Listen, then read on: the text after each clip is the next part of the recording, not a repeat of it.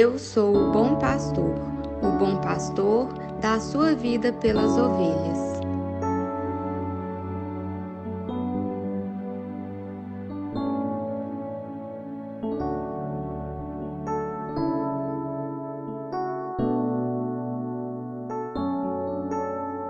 Hoje, eu, professor Luiz Mascarenhas, quero falar um pouco de uma grande personalidade, de um grande homem, um grande ser humano e um grande sacerdote, um padre que, entre tantos, aportou junto à Pedra Negra e aqui exerceu seu profícuo ministério e deixou um rastro de boas obras, de luz, de tanta construção empenhada para o reino de Deus, nosso Senhor. O nosso Padre Zé Neto, como costumávamos o chamar. Eu conheci o Padre José ainda muito criança.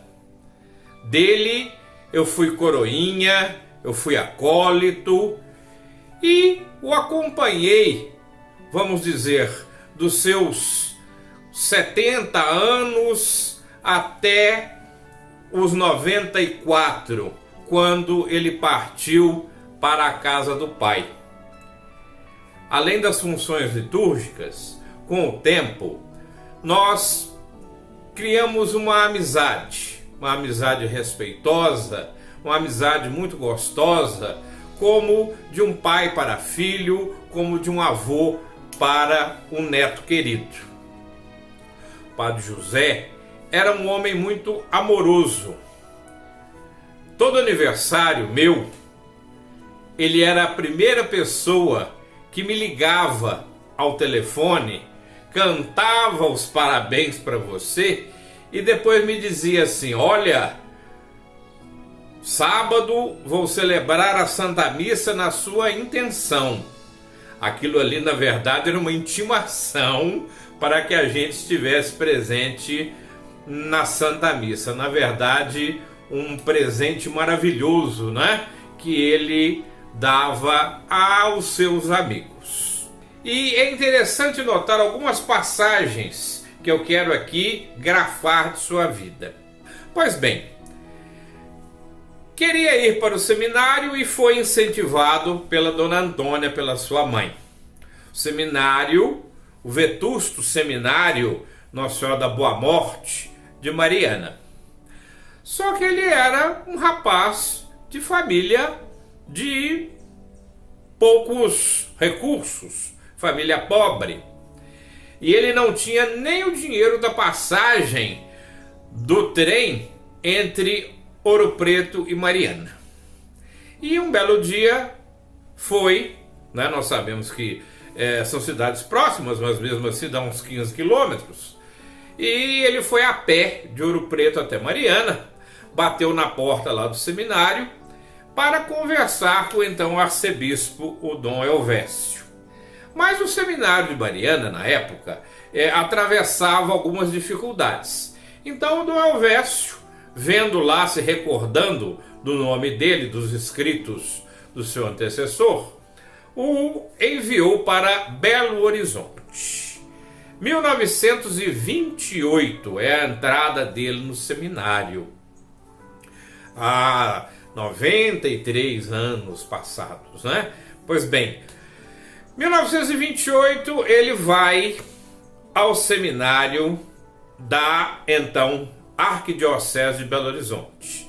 E lá ele se encontra com outro grande arcebispo, Dom Antônio dos Santos Cabral, o nosso famoso Dom Cabral, da Fundação Dom Cabral, e que foi um grande expoente, né, da igreja em Minas Gerais também.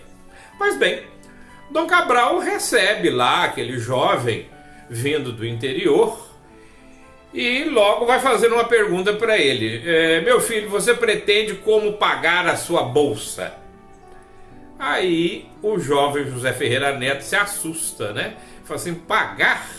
Mas eu não tenho dinheiro nem para voltar para minha casa, como é que eu vou custear os meus estudos?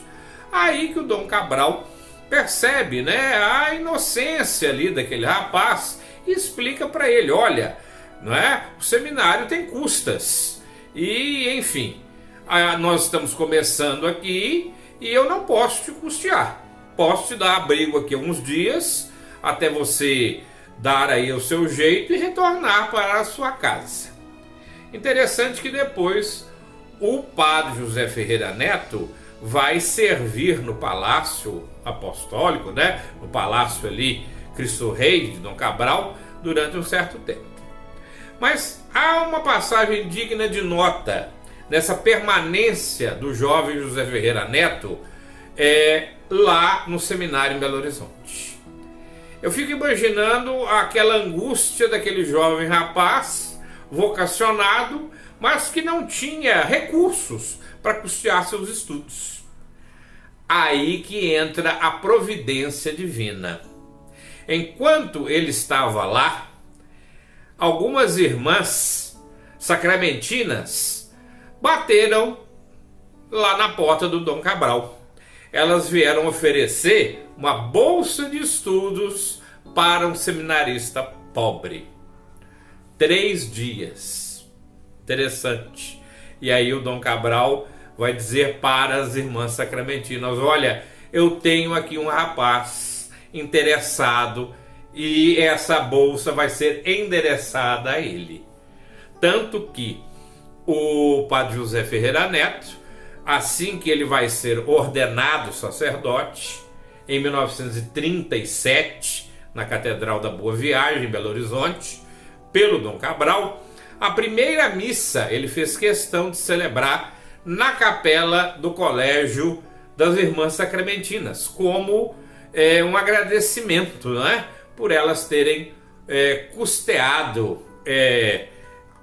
os seus estudos. Também uma passagem interessante que alguém o chamou de madrugada para fazer uma extrema-unção no final da Vila Mozart, e ele, com medo da pessoa, porque a pessoa bateu de madrugada na casa paroquial com um facão na mão e todo sangrando. E ele pensou: pronto, é agora, é hoje.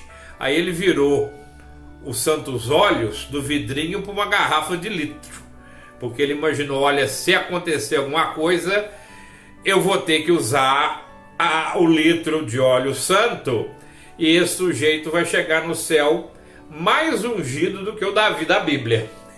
Mas o fato é que o rapaz, na verdade, estava retalhando um porco, porque era de madrugada, se usava, né, matar o porco aí pela madrugada. Quando ele aponta para a casa da pessoa, né, com o facão na mão: olha, padre, é aí que a dona está passando mal. E ele atendeu a dona, e naquela noite quem morreu foi mesmo só o porco, e no outro dia ele ainda ganhou, né, metade de uma banda de porco, né? São histórias também hilariantes, né, de fatos bucólicos, corriqueiros, que também acontecia. Mas o padre José foi um grande sacerdote, uma grande alma, e que nós precisamos resgatar a sua memória, não é? Junto à nossa gente. O padre Cowper, que era espiritano, uma vez ele escreveu uns versos para as bodas do padre José. Aos 25 anos, quando ele completou 25 anos de sacerdócio. Era mais ou menos assim: salve Padre José Neto, salve eleito do Senhor, e recebe o nosso afeto neste canto de louvor. E viva o Padre José, paz e bem.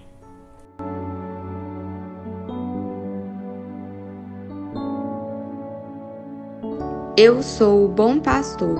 O bom pastor dá a sua vida pelas ovelhas.